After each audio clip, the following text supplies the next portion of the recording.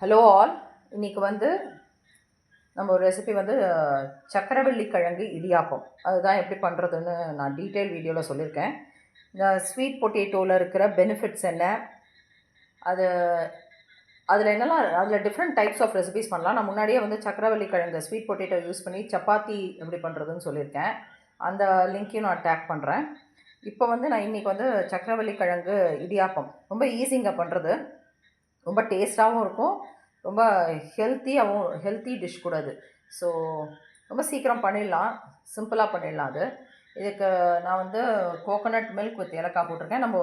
நீங்கள் வெள்ளை சக்கரை யூஸ் பண்ணிக்கலாம், இல்லை ஒயிட் சுகர் யூஸ் பண்ணிக்கலாம், எதுவுமே இல்லாமல் கூட சாப்பிட்லாம். வெறும் கோகோனட் மில்க் அண்ட் ஏலக்காய் போட்டால் கூட போதும். ஏன்னா இதுலேயே ஸ்வீட் பொட்டேட்டோவிலேயே ஒரு ஸ்வீட்னஸ் இருக்கும். இது எப்படி பண்ணணும், இந்த ஸ்வீட் பொட்டேட்டோ இடியாப்பம் எப்படி பண்ணணுங்கிறத லாங் வீடியோவில் சொல்லியிருக்கேன். ட்ரை பண்ணுங்கள். Happy cooking, healthy eating. Thank you.